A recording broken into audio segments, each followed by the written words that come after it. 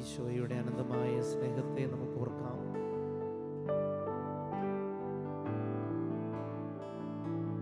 ഈശോയുടെ അനന്തമായ സൗന്ദര്യമാണ്, ദൈവത്തിൻ്റെ അനന്തമായ കരുണയാണ് ഈ പ്രകൃതി മുഴുവൻ നിറഞ്ഞു നിൽക്കുന്നത്. ഒരു പൂവിനെ നോക്കുന്നവൻ പൂവിൻ്റെ സൗന്ദര്യത്തിൽ കുടുങ്ങുന്നു.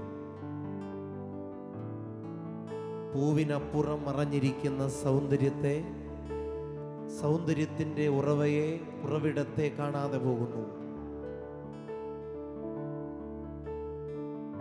ഒന്നോർത്താൽ എന്തോരാണ് ദൈവം നമ്മളെ സ്നേഹിക്കുന്നതും അനുഗ്രഹിക്കുന്നതും. എത്ര മനോഹരമാണ് ദൈവത്തിൻ്റെ കരവിരുതുകൾ. ദൈവത്തിന് നമ്മളോട് ഭയങ്കര സ്നേഹമാണ്. ഞാൻ പലപ്പോഴും ചിന്തിച്ചിട്ടുണ്ട്, എന്തുകൊണ്ടാണ് ഈശോ തൻ്റെ ഏകജാതനായ ദൈവം തൻ്റെ ഏകജാതനായ പ്രിയപുത്രനായ ഈശോയെ നൽകിക്കൊണ്ട് ഈ ലോകത്തെ സ്നേഹിച്ചത്. മറ്റേതൊരു മാർഗത്തെക്കാളും തൻ്റെ സ്നേഹം ഈ ലോകത്തെ ബോധ്യപ്പെടുത്താൻ ദൈവത്തിന് അത് വേണ്ടി വന്നു എന്ന് വേണം മനസ്സിലാക്കാൻ. നമ്മൾ മറ്റുള്ളവരെ സ്നേഹിച്ചാൽ പോരാ, നമ്മൾ അവരെ സ്നേഹിക്കുന്നുണ്ടെന്ന് അവരെ ബോധ്യപ്പെടുത്തേണ്ടത് കൂടി ആവശ്യം. പല മാതാപിതാക്കളും ഒരുപാട് മക്കളെ സ്നേഹിക്കുന്നു എന്ന് പറയുന്നു. പക്ഷെ മക്കൾ പറയുന്നു, അപ്പൻ എന്നെ ഇഷ്ടമല്ല, അമ്മയ്ക്ക് എന്നെ ഇഷ്ടമല്ല. പല ഭർത്താക്കന്മാരും ഭാര്യ ഒരുപാട് സ്നേഹിക്കുന്നു, ഭാര്യയ്ക്ക് അത് മനസ്സിലാകുന്നില്ല, അല്ലെങ്കിൽ ഭാര്യ പരാതി പറയുന്നു. തിരിച്ചു സ്നേഹിച്ചാൽ പോരാ, സ്നേഹിക്കുന്നു, സ്നേഹിക്കപ്പെടുന്നു എന്ന് ബോധ്യപ്പെടുത്താനുള്ള ഉത്തരവാദിത്വം കൂടി നമുക്കുണ്ട്. കുട്ടികളുമായി അടുത്തിടപഴകുമ്പോഴും പ്രാർത്ഥിക്കുമ്പോഴും ധ്യാനം നടത്തുമ്പോഴൊക്കെ പല കുട്ടികളും പറയുന്നത് കേട്ടിട്ടുണ്ട്, എനിക്ക് മരിക്കണം എന്ന് തോന്നിയിട്ടുണ്ട്, ജീവിക്കണ്ട എന്ന് തോന്നിയിട്ടുണ്ട്. ഈ കുട്ടികളുടെ വീട്ടിൽ കളിപ്പാട്ടങ്ങൾക്ക് കുറവില്ല. ഇഷ്ടപ്പെട്ടതൊക്കെ അപ്പനും അമ്മയും വാങ്ങിച്ചു കൊടുക്കുന്നുണ്ട്. അപ്പൊ എന്താണ് കുറവ്? ഇവരുടെ സ്നേഹം അവരുടെ ഹൃദയത്തിൽ എത്തുന്നില്ല. മക്കളെ സ്നേഹിക്കുന്നു എന്ന് അപ്പനും അമ്മയ്ക്കും ബോധ്യപ്പെടുത്താൻ പറ്റുന്നില്ല. അതിനുള്ള കൃപ നമുക്ക് തരട്ടെ ദൈവം. നമ്മുടെ ബുദ്ധിമുട്ടുകളും അധ്വാനവും ആത്മാർത്ഥതയൊക്കെ ചോദ്യം ചെയ്യപ്പെടുകയാണ്. നമ്മുടെ സ്നേഹം ആത്മാർത്ഥമാണെന്നും അത് ദൈവത്തിൻ്റെ സ്നേഹമാണെന്നും മറ്റുള്ളവർ തിരിച്ചറിയട്ടെ. പിതാവായ ദൈവം ഈ ലോകത്തെ എങ്ങനെ സ്നേഹിക്കണമെന്ന് ചിന്തിച്ചപ്പോൾ ദൈവം കണ്ടെത്തിയ ഒരു വഴിയാണ് പുത്രനെ അയക്കുക. കാരണം ഒരപ്പന് അപകടം പറ്റുന്നതിനേക്കാൾ അപ്പന് സങ്കടമാണ് മകന് അപകടം പറ്റിയെന്ന് കേൾക്കും. വീട്ടിലിരിക്കുന്ന അപ്പൻ ഫോണിലൂടെ ആരോ വിളിച്ച് അപ്പം കേൾക്കുകയാണ്, ക്ലാസ് കഴിഞ്ഞ് വരുന്ന മകനെ വഴിയിൽ വെച്ചൊരു വണ്ടി ഇടിച്ചു. അപ്പന് വണ്ടി ഇടിക്കുന്നതിനേക്കാളും അപ്പന് അപകടം പറ്റുന്നതിനേക്കാളും അപ്പന് സങ്കടമാണ്. അപ്പൻ്റെ ചങ്ക് പൊട്ടിപ്പോകും. ദൈവം തൻ്റെ പുത്രനെ, ഒറ്റ മകനെ, ഏകജാതനെ നൽകി ഈ ലോകത്തെ രക്ഷിക്കാൻ തീരുമാനിച്ചു എന്ന് പറയുമ്പോൾ നമ്മൾ മനസ്സിലാക്കണം, അത്രയും സ്നേഹത്തിൻ്റെ മാക്സിമം അവിടുന്ന് പ്രകടിപ്പിച്ചു കഴിഞ്ഞു. അതുകൊണ്ടാണ് അഗസ്തീനോസ് പുണ്യാളൻ പറഞ്ഞത്, ദൈവത്തിന് പോലും അറിഞ്ഞുകൂടാത്ത ഒരു കാര്യമുണ്ട്, വിശുദ്ധ കുർബാനയേക്കാൾ ശ്രേഷ്ഠമായ എന്ത് സമ്മാനം ഈ ലോകത്തിന് നൽകുമെന്ന്. എന്താണ് വിശുദ്ധ കുർബാന? പിതാവായ ദൈവത്തിൻ്റെ സ്നേഹം ഈ ലോകത്തിലേക്ക് കരകവിഞ്ഞൊഴുകി ഇന്നും നമ്മുടെ ഹൃദയത്തിലേക്ക് ഒഴുകിക്കൊണ്ടിരിക്കുന്നു. അതുകൊണ്ടാണ് പറയുന്നത്, ക്രിസ്തുവിൽ വെളിപാടുകളെല്ലാം പൂർത്തിയായി. ക്രിസ്തുവിൽ എല്ലാ വെളിപാടുകളും പൂർത്തിയായി. ഏറ്റവും വലിയ വെളിപാട് സ്നേഹമാണ്. പിതാവായ ദൈവത്തിന് ഈ ലോകത്തോടുള്ള സ്നേഹം മുഴുവൻ പ്രകടിപ്പിച്ചു കഴിഞ്ഞു എന്നതാണ് വെളിപാടുകൾ പൂർത്തിയായി എന്ന് പറയുമ്പോൾ നമ്മൾ മനസ്സിലാക്കേണ്ടത്, ഈ സമയം കർത്താവിനോടുള്ള സ്നേഹത്താൽ നമ്മുടെ ഹൃദയം നിറയട്ടെ. പിതാവായ ദൈവത്തോടുള്ള സ്നേഹത്താൽ നമ്മുടെ ഹൃദയം നിറയട്ടെ. പ്രിയപ്പെട്ടവരെ ഓർത്തില്ലെങ്കിൽ, വിളിച്ചില്ലെങ്കിൽ, ഇടയ്ക്ക് കണ്ടുമുട്ടിയില്ലെങ്കിലൊക്കെ അവർ പറയും, നിന്റെ ശബ്ദം കേട്ടിട്ട് എത്ര നാളായി, നീ എന്താണ് എന്നെ മൈൻഡ് ചെയ്യാതെ പോകുന്നത്, നിനക്ക് എന്നോട് ഒരു സ്നേഹവും ഇല്ലേ എന്ന് ചോദിക്കില്ലേ? ഈശോ നമ്മളെ കാത്തിരിക്കുന്നുണ്ട്. ഞാൻ ഓർക്കാത്ത നേരം, ഞാൻ മിണ്ടാത്ത നേരം ഈശോയുടെ ഹൃദയം വേദനിക്കുന്നുണ്ട്. ഞാൻ ഈശോയെ നോക്കാതിരിക്കുമ്പോൾ, ഈശോയെ കേൾക്കാതിരിക്കുമ്പോൾ ഈശോയ്ക്ക് സങ്കടം വരുന്നുണ്ട്. അതുകൊണ്ട് നിങ്ങളായിരിക്കുന്ന അവസ്ഥയിൽ ഈശോയെ ഒന്ന് ഓർക്കണം. ഈശോയെ എന്ന് സ്നേഹത്തോടെ വിളിക്കണം. ഒരിക്കലൊരു അമ്മയും മകനും കൂടി കാറിൽ യാത്ര ചെയ്യുകയാണ്. വാഹനം ഒരു പള്ളിയുടെ മുൻപിലൂടെ കടന്നു പോകുന്നു. അമ്മ തലകുനിച്ച് പിതാവിനും പുത്രനും വെച്ച് ആചാരം ചെയ്യുന്നു. മകൻ അങ്ങനെ ചെയ്യാതിരുന്നപ്പോൾ അമ്മയ്ക്ക് സങ്കടം വരുന്നു. അമ്മ വണ്ടി നിർത്തിയപ്പോൾ മകനോട് പറഞ്ഞു, മോനെ, നീ എന്ത് പണിയാണ് കാണിച്ചത്? നീ എന്താണ് ആ പള്ളിക്ക് മുമ്പിലൂടെ കടന്നു പോയപ്പോൾ ആചാരം ചെയ്യാതിരുന്നത്, ഈശോയെ ഓർക്കാതിരുന്നത്? അവനൊന്നും തോന്നിയില്ല.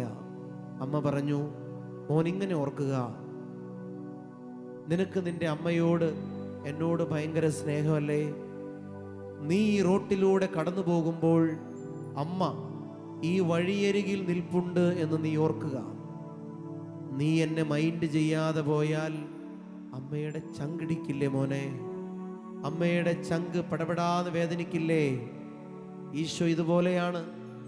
ഈശോ നിന്നെ നോക്കിയിരിക്കുകയാണ്. നീ ഈശോയെ മൈൻഡ് ചെയ്യാതെ പോകരുത്, ഓർക്കാതെ പോകരുത്, സ്നേഹിക്കാതെ പോകരുത്.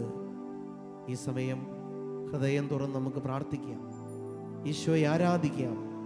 കഴിഞ്ഞകാല ജീവിതത്തിൽ ഈശോയെ ഓർക്കാതിരുന്നത്, സ്നേഹിക്കാതിരുന്നത്, പ്രകൃതി മുഴുവൻ പൂവ് വിരിയുന്നതും പൂവ് കൊഴിയുന്നതും സ്തുതികീർത്തനമാണെന്ന് തോന്നുന്നു. പ്രകൃതി മുഴുവൻ രാത്രിയിൽ നിശബ്ദമാകുന്നത് അവർ ദൈവത്തെ ആരാധിക്കുകയാണ്. മിഴിപൂട്ടി സന്ധ്യ ദൈവത്തെ ആരാധിക്കുന്നു. കിളികൾ കൂടുകളിലേക്ക് കയറി ദൈവത്തെ ആരാധിക്കുന്നു.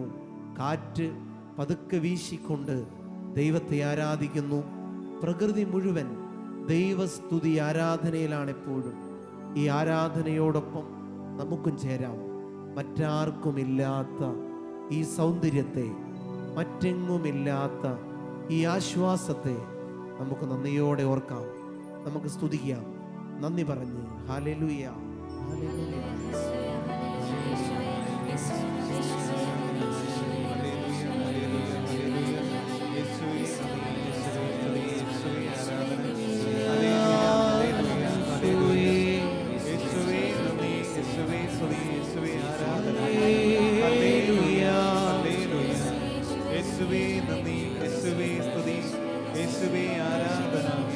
Hallelujah, hallelujah, hallelujah.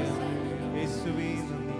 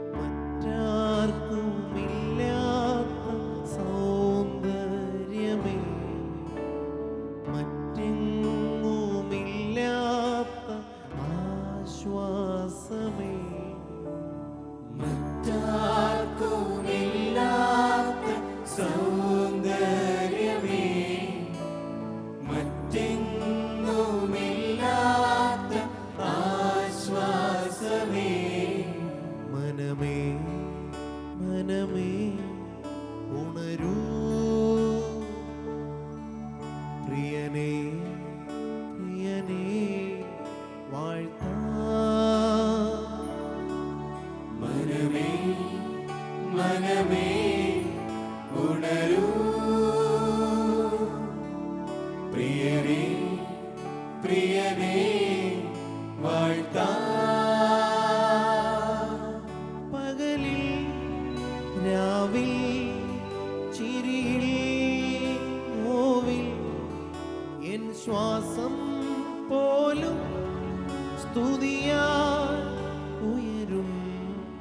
മനമേ മനമേ ഉണരൂ, പ്രിയനേ പ്രിയനേ വാഴ്ത്താം.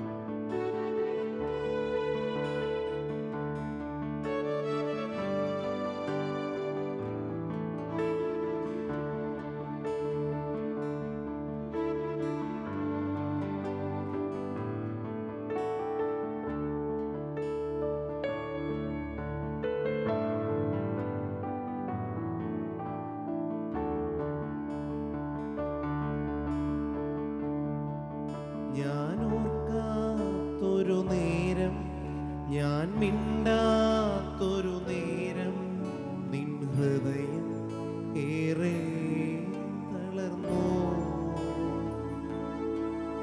ഞാൻ ഓർക്കാത്തൊരു നേരം, ഞാൻ മിണ്ടാത്തൊരു നേരം, നിൻ ഹൃദയം ഏറെ തളർന്നു.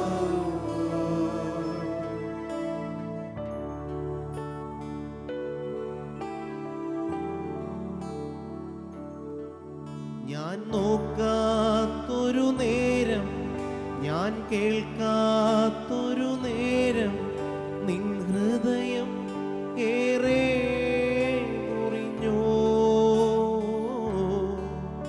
ഞാൻ നോക്കാത്തൊരു നേരം, ഞാൻ കേൾക്കാത്തൊരു നേരം, നിൻ ഹൃദയം ഏറെ മുറിഞ്ഞു.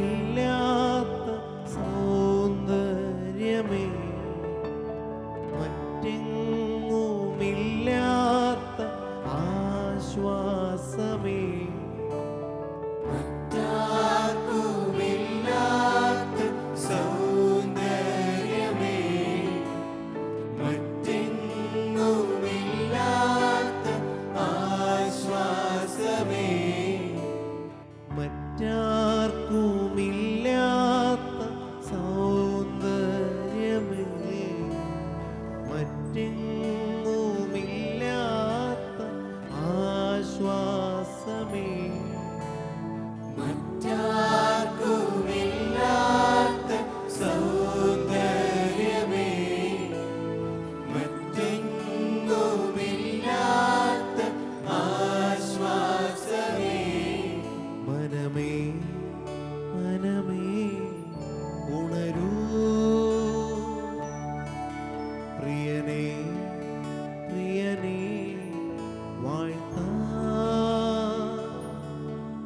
മനമേ മനമേ ഉണരൂ, പ്രിയനേ പ്രിയനേ വാഴ്ത്താം.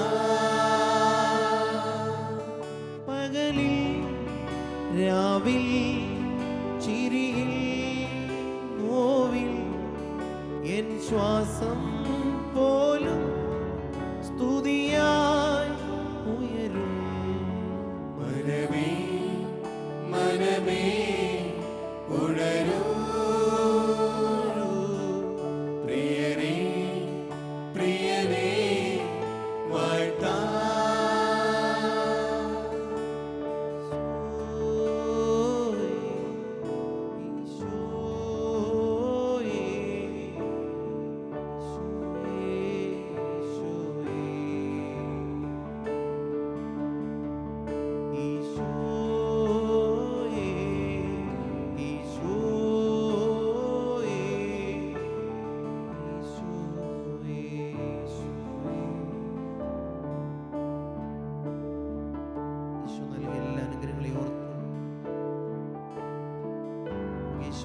ആരാധനയ്ക്ക് ഈ സമയം ഹൃദയം തുറന്നു. ഹല്ലേലൂയ.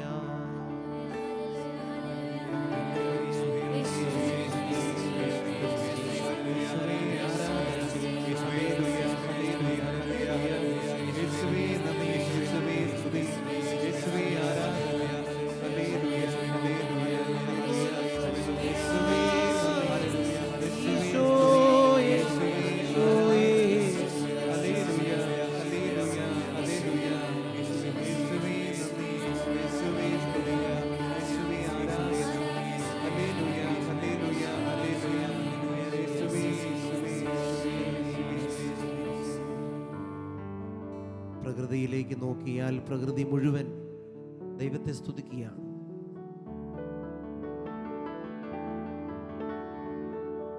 കാറ്റ് വീശുന്നത് ഈ പ്രകൃതിക്ക് വേണ്ടി മാത്രമല്ല, ദൈവത്തെ ആരാധിക്കുക കൂടിയാണ്. കാറ്റ് വീശുമ്പോൾ, സൂര്യൻ ഉദിക്കുമ്പോഴും, ഈ ലോകം മുഴുവനും പ്രകാശം നൽകുമ്പോഴും സൂര്യൻ ദൈവത്തെ ആരാധിക്കുകയാണ്. പ്രകൃതി മുഴുവൻ, ഓരോ പുൽനാമ്പും ഓരോ അരുവിയും പുഴയും ദൈവത്തെ സ്തുതിക്കുക.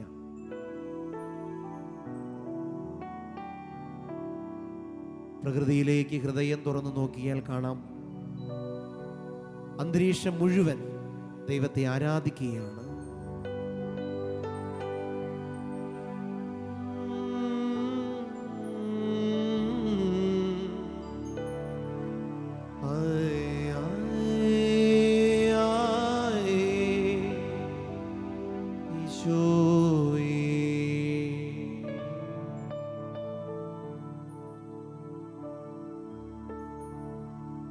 ഇതൾ വിരിയുന്നൊരു മലരും ഇതൾ പൊഴിയുന്നൊരു മലരും നിൻ ഹൃദയ സ്തുതി പാടുകയാണ്.